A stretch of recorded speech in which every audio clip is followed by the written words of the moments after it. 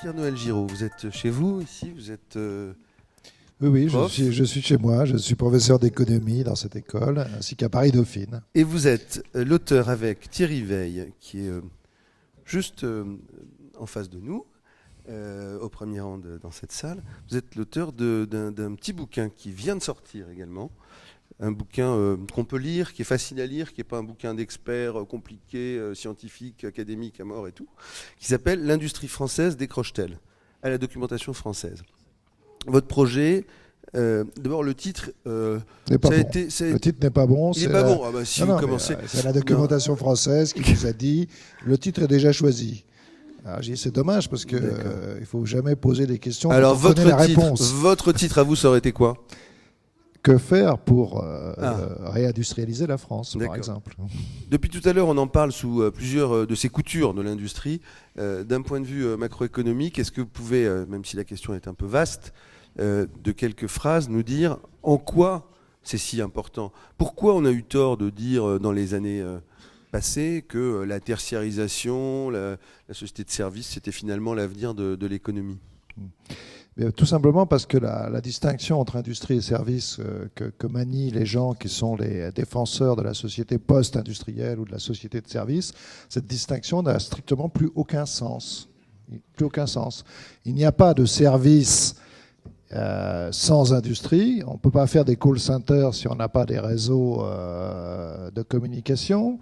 On ne peut pas faire de services sans industrie, mais on ne peut pas faire d'industrie sans des services. D'ailleurs, une bonne part de ce qu'on appelle aujourd'hui les services aux industries était avant à l'intérieur de l'industrie, donc les frontières sont très... C'est l'outsourcing ou l'externalisation qui fait qu'on a sorti, que l'INSEE a sorti ses services de c'est ça, du voilà. champ de l'industrie. Donc, mais moi, ce qui m'intéresse, c'est de savoir qu'on ne peut pas faire...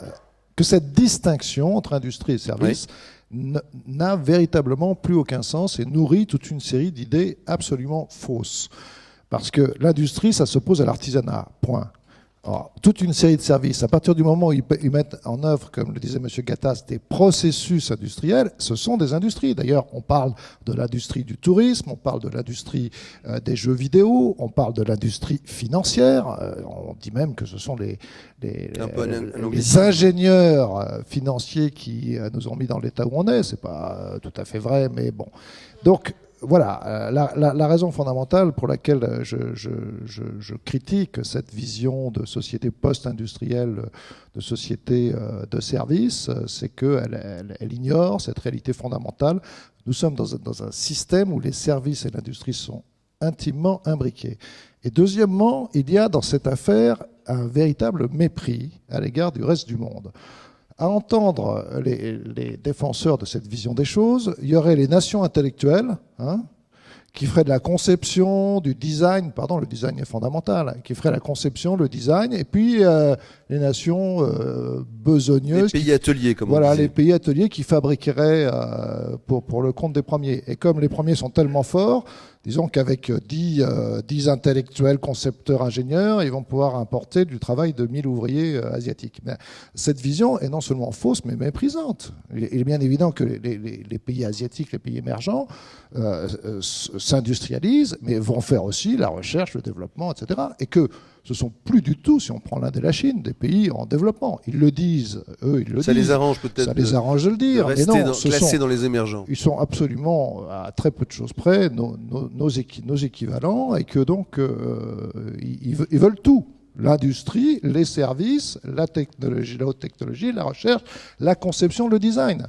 Hermès est en train de développer une filiale chinoise qui va appliquer le modèle Hermès à des produits chinois, faits avec de l'artisanat chinois. Bon, alors, donc nous n'avons plus aucun privilège. Donc il faut tout garder. Bon, alors pas forcément l'industrie de la chaussure de base, mais... il faut tout garder, mais il y a des arbitrages. Il y a des arbitrages à faire. Entre il faut en tout cas garder un système d'industrie-service compétitif, sinon nous allons nous appauvrir. Parce que, alors c'est un problème qui a une dimension française, il y a beaucoup de choses à faire chez nous, mais là je ne viendrai pas là-dessus devant M. Gallois, qui a fait un rapport sur la question qui est vraiment une référence. Ce qui est peut-être moins souvent souligné, c'est qu'il y a une dimension européenne, parce que imaginons une Europe où l'Europe du Nord, hein, l'Allemagne, la Suède, etc., se spécialise dans l'industrie-service, mais que va lui vendre l'Europe du Sud? Du tourisme, du vin et de l'huile d'olive? Non mais attendez, le tourisme pour lequel la France est parfaitement bien placée, l'excédent de notre balance du tourisme, c'est 5 milliards d'euros. Notre facture énergétique, c'est 50 milliards d'euros. Notre facture de biens et services aujourd'hui, depuis que nous sommes passés, c'est 25 milliards d'euros. Donc moi, je suis pour le développement du tourisme, bien sûr, c'est un de nos avantages comparatifs, mais ne rêvons pas. Bon, alors c'est vrai évidemment pour la Grèce. Qu'est-ce que va vendre la Grèce au reste de l'Europe? C'est ça la question de fond.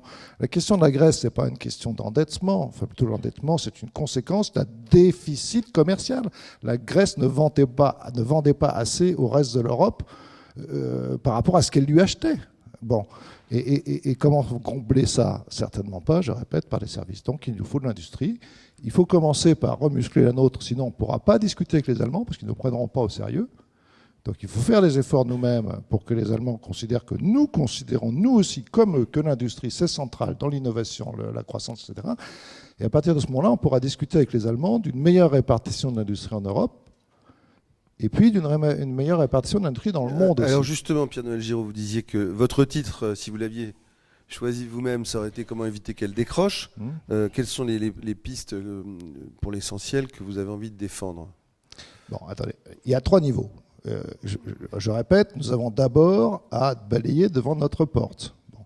Et ça concerne les industriels eux-mêmes et ça concerne les pouvoirs publics dans une posture d'accompagnement stratégique et non pas, à mon avis, la période des grands programmes où les politiques sectorielles dirigées par l'État, il faut être assez prudent dans cette affaire, mais par contre, les politiques d'environnement, on en a beaucoup parlé concernant la fiscalité, la réglementation, la formation, le rapport entre les acteurs locaux, etc. Je ne dirais rien là-dessus, parce qu'encore une fois, je vous dis, le rapport... Tout est dans le rapport Gallois. Oui, à mon sens, l'essentiel du rapport Gallois. Oui, mais monsieur Gallois, il faudrait il faut juste dire aussi un rapport Gallois européen maintenant. Hein, voilà, mais il faut dire aussi que le rapport Gallois est précédé d'autres rapports. Hein. Vous avez construit sur un diagnostic qui est posé depuis longtemps, parce que les forces et faiblesses de l'industrie française et ce qu'il faudrait faire pour les surmonter, c'est pas une découverte, disons, dans les milieux concernés, c'est-à-dire les industriels eux-mêmes, les pouvoirs publics qui s'en occupent et même les universitaires. Bon. Mais il y a un deuxième niveau qui est le niveau allemand, enfin, je veux dire allemand, européen, mais ça passe par les Allemands, qui est que on a un vrai problème de répartition de l'industrie sur le territoire européen. Donc il faut aussi quelque chose comme une politique industrielle stratégique européenne. Et puis, franchement, si la Chine était beaucoup plus auto-centrée, si la Chine se décidait enfin à réduire les immenses inégalités internes auxquelles on conduit son industrialisation tournée vers les exportations. Si les entreprises chinoises se mettaient, plus qu'elles le font aujourd'hui encore, à investir massivement en Afrique, non seulement dans les matières premières, mais ça commence dans le textile, dans la chaussure, dans le jouet, enfin, tout ce que nous avons fait chez eux. Oui.